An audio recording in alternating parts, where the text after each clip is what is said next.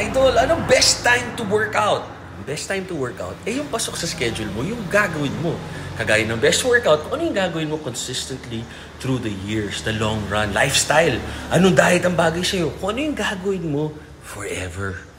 Pasokin mo sa lifestyle mo. Nagsimula ako ng 13, ngayon 45 na ako. So yun, happy naman ako sa naging katawan ko.